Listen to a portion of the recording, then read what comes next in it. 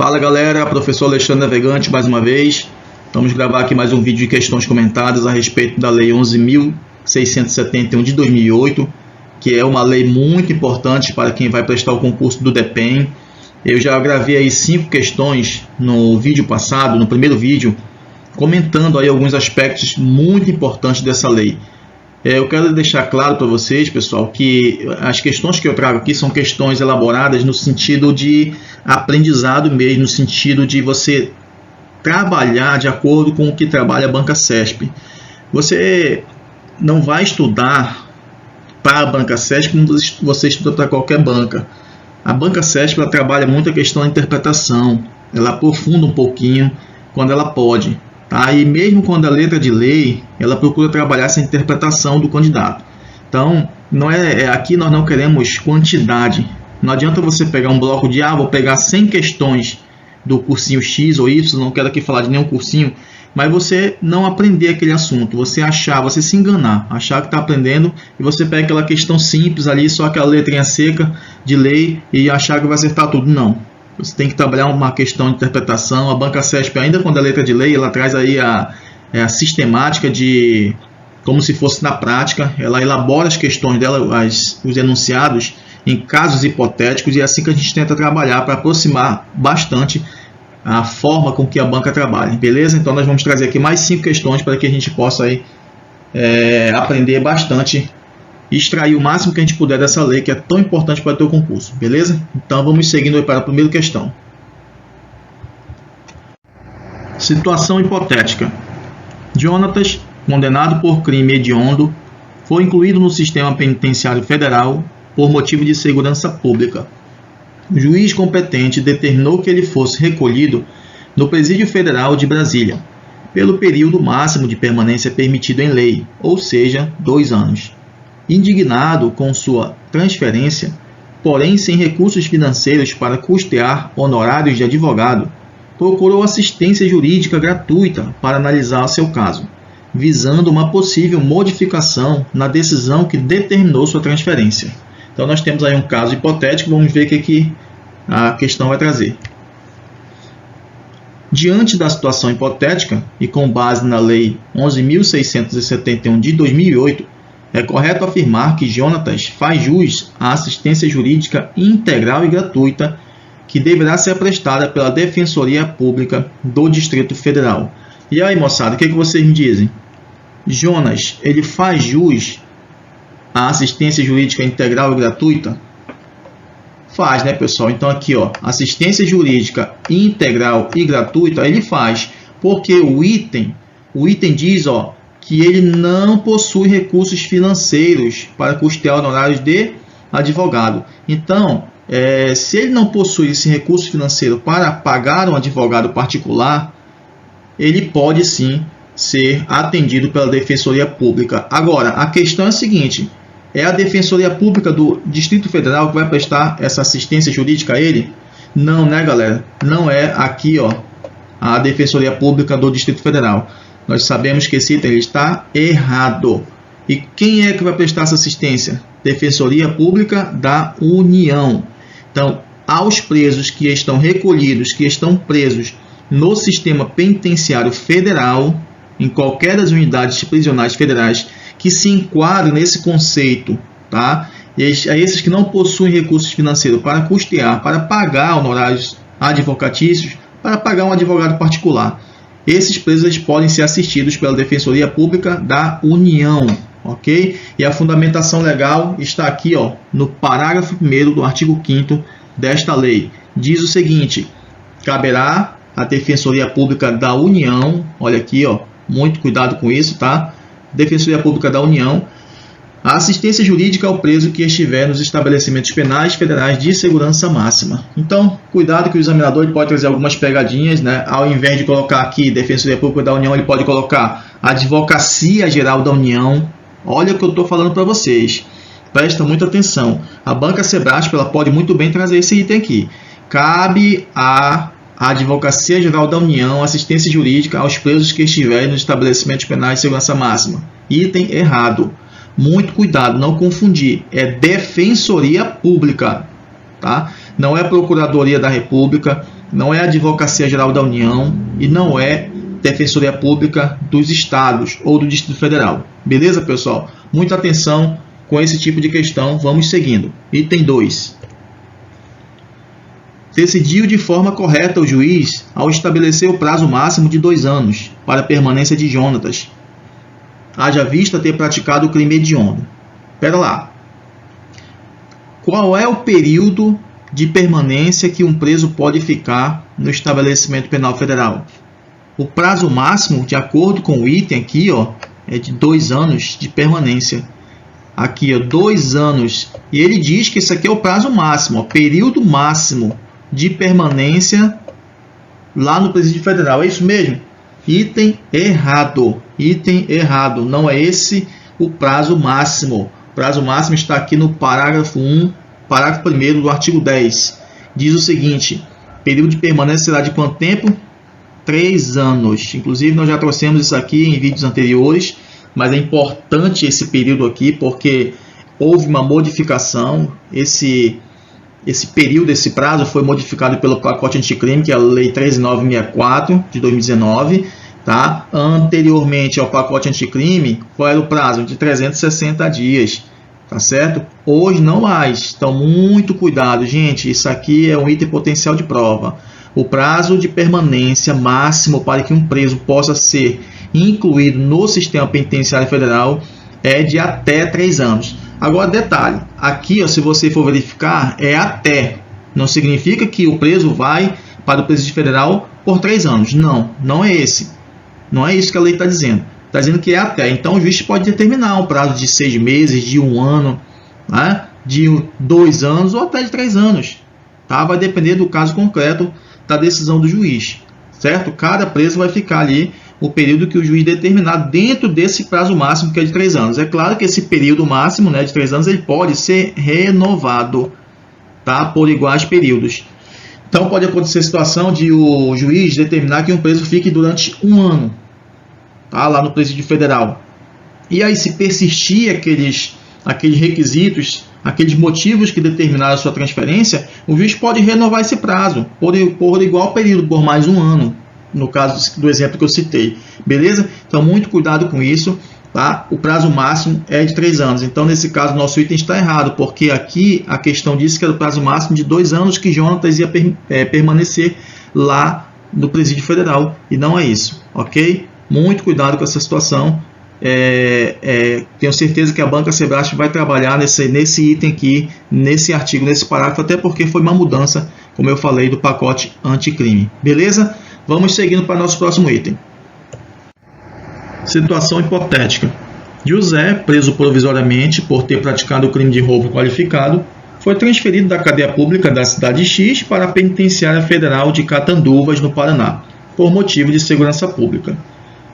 O item diz o seguinte: com base na Lei 11.671 de 2008, é correto afirmar que José poderá permanecer na penitenciária federal por prazo indeterminado ou até que seja proferida a sentença do juiz de origem competente. E aí, galera? Vocês acham que está certo ou errado esse item? O que você marcaria na sua prova? Com certeza você vai marcar que está errado.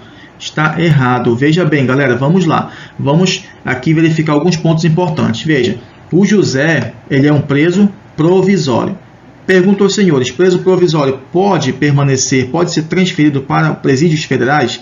Pode, perfeitamente. Perfeitamente, desde que estejam presentes ali os motivos, né? Quais são os motivos? A lei diz que o preso pode ir para lá por motivo de segurança pública, como está aqui, ou por interesse do próprio preso. Nós já vimos isso em questões anteriores. Detalhe, a lei 11.671, ela não detalha aqui, ela não esmiuça, ela não diz o que é motivo de segurança pública e nem quais são os motivos do próprio preso. Quem vai fazer isso é o decreto regulamentar, que é o decreto 6877. Que regulamenta esta lei aqui, beleza? Nós vamos ver isso lá no decreto, ok? Pois bem, ele é um preso provisório, estava numa cidade X, ou seja, numa cadeia pública estadual, foi transferido para Catanduvas, no Paraná. Pergunta que se faz é a seguinte: quando ele vai transferido para lá, ele vai por prazo indeterminado? O prazo aqui é indeterminado? Prazo indeterminado? Não, pessoal, não existe isso. Todo preso, seja provisório ou condenado, quando ele é inserido no sistema penitenciário federal, esse preso ele já vai com prazo determinado. Quem determina esse prazo é o juiz corregedor federal. É o juiz federal quem determina esse prazo. Esse prazo ele é até 3 anos, nós já vimos isso. Ok, pessoal? Então, não existe essa história aqui de prazo indeterminado. Isso aqui está errado. Ok? Além disso, o item diz aqui, ó, ou, tá, prazo indeterminado, ou até que seja proferida sentença do juiz de origem competente. Veja bem, também está errado, né, galera? Porque assim, vamos imaginar que José seja absolvido, né? O juiz de origem deu uma sentença absolutória. Aí tudo bem. Se ele for absolvido, é claro que esse período dele lá no Presídio Federal vai acabar. Ele vai ter que sair de lá. Se ele for absolvido, se ele é inocente, então ele vai sair de lá. Vai receber o alvará de soltura, ok? Só que se o juiz proferir uma sentença condenatória, ele pode permanecer no Presídio Federal? É óbvio que pode. É claro que pode. Então não pode condicionar aqui a permanência dele, aqui ó, a sentença do juiz. Porque essa sentença pode ser absolutória ou pode ser condenatória. Se for absolutória, tudo bem, ele sai. Mas se for condenatória, ele pode permanecer perfeitamente, porque nós já sabemos, tá? E você tem que ter isso em mente nessa altura do campeonato, que podem permanecer tanto presos provisórios quanto condenados lá no sistema penitenciário federal. Beleza, galera? Então, coloque isso na sua cabeça. Quem determina o prazo é o juiz federal competente, ok? Olha a fundamentação legal que eu trouxe para vocês aqui, o parágrafo 5º do artigo 5, tá? Diz o seguinte: a decisão que admitir o preso no estabelecimento penal federal de segurança máxima, olha só, a decisão indicará o período de permanência, aquilo que eu falei para vocês. Quem é que dá essa decisão que admite o preso? Já vimos também isso, que essa decisão ela parte do juiz federal da execução federal, ou como alguns falam, né, juiz corregedor federal, ok? Esse juiz é aquele juiz responsável pela jurisdição. Então, sei lá, de Catanduvas, aqui o presídio que nós estamos falando, é o juiz corregedor lá do presídio de Catanduvas. Ok? Beleza, pessoal? E olha só, também tem aí o parágrafo 1º do artigo 9º que diz que o período de permanência será de quanto tempo? De até 3 anos, como nós já vimos também em item anterior. Ok, galera? Beleza? Então, vamos avançar. Item 4. De acordo com a Lei 11.671 de 2008, é correto afirmar que o juiz de origem deverá encaminhar os autos de execução ao juiz federal competente, para que este dê seguimento à execução penal de José? E aí, pessoal? O juiz de origem tem que encaminhar esses autos de execução ao juiz federal? Não, né, galera? Errado. Mais um item errado. Por quê? Veja bem, nós destacamos aqui ó, que José é o quê, pessoal? Um preso provisório. Preso provisório não tem auto de execução, né, galera? Não tem auto de execução. Se ele é provisório, não tem que se falar execução. Pessoal, execução da pena, ela ocorre para aqueles presos que já foram condenados definitivamente, cuja sentença já transitou em julgado. Tá certo? Nem execução provisória tem mais, porque o STF já decidiu que não cabe execução provisória. Aquela polêmica que eu acho que vocês acompanharam, não é? Uma hora o STF diz que pode, outra hora diz que não, envolveu aquela situação do ex-presidente Lula, enfim. A decisão atual é que não cabe a execução provisória da pena, tá certo, pessoal? Então, para que inicie a execução da pena, é necessário que haja o trânsito em julgado da sentença condenatória, ok? Então, se José é preso provisório, não há que se falar aqui em execução. Não há que se falar em execução. O que acontece aqui é que se José fosse condenado definitivamente, com sentença transitada de julgado, aí sim, o juiz de origem deveria mandar encaminhar para o juiz federal os autos de execução, para que este desse seguimento. Se José aqui, se o item tivesse trazido que José era condenado, ok? Como o item diz que ele é provisório, não é dessa forma que acontece. Agora, professor, então quer dizer que ele vai para lá e nenhum documento vai? Vai, só não é os autos de execução. O documento que vai é a carta precatória, tá? O juiz de origem vai mandar a carta precatória para que o juiz federal ele fiscalize essa prisão de José, ok? Lembrando que qualquer incidente envolvendo o processo de José, que é um preso provisório, ele vai tramitar na vara de origem, no juízo de origem, ok? A não ser aqueles incidentes que digam respeito ao presídio federal, tá certo? Mas de regra, os incidentes do processo de José, eles vão tramitar lá na cidade de origem, lá na cadeia pública, lá na cidade onde ele cometeu o delito, lá no juiz de origem. Beleza, pessoal? Eu trouxe aqui a fundamentação para que vocês possam verificar comigo. Olha só o que diz aqui o artigo 7º. Admitida a transferência do preso provisória, que nós estamos tratando de José, que é provisório, será suficiente o quê, pessoal? Aquilo que eu falei para vocês, ó, carta precatória. Essa carta precatória vai ser remetida pelo juízo de quê? De origem, ok? Devidamente instruída para que o juízo federal competente, ó, dê início à fiscalização. Então, o juiz federal competente ele vai fiscalizar a prisão provisória de José, ok? Aqui não tem que se falar em execução. Beleza, galera? Execução, como eu falei, se ele fosse preso, condenado com trânsito em julgado. Ok, galera? Beleza? Não vamos errar essa questão. Isso é muito importante. Lembre-se disso, que se for preso provisório, a única documentação que vai, claro, com os documentos pessoais, né, pessoal, prontuário, tem outros documentos lá. Nós estamos tratando aqui do documento mais importante, que é, no caso, a carta precatória, que vai ser mandada para o juiz federal se ele for provisório. Se não, se for condenado, o que vai ser mandado são os autos de execução. Beleza? Então vamos seguindo. Eu trouxe aí o artigo 6º também, ó. Diz aí sobre o preso condenado, aquilo que eu já falei para vocês, ó. Admitida a transferência do preso, condenado, aqui sim é condenado, ó. O juiz de origem deverá encaminhar o quê? Os autos de execução para o juiz federal.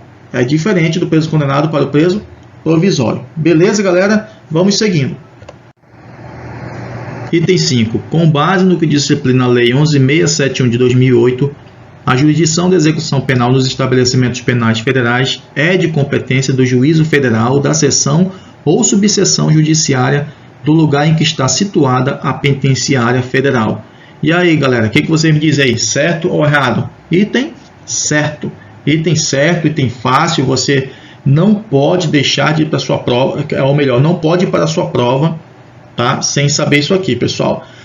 Jurisdição, quando você vê essa palavra, tem a ver o quê? Com judiciário. Jurisdição, em termos simples, é dizer o direito, é aplicar o direito, é determinar aquilo que a lei diz. Então, essa jurisdição, tá? Lá nos presídios federais, ela é de competência do juízo federal. Disso nós já sabemos. Só que é aquele juiz federal da seção ou subseção judiciária de onde está situada a penitenciária. Então vamos lá, nós temos 5 penitenciárias, você também já deve saber disso, tem que saber de qual é salteado. Nós temos 5 penitenciárias federais no Brasil.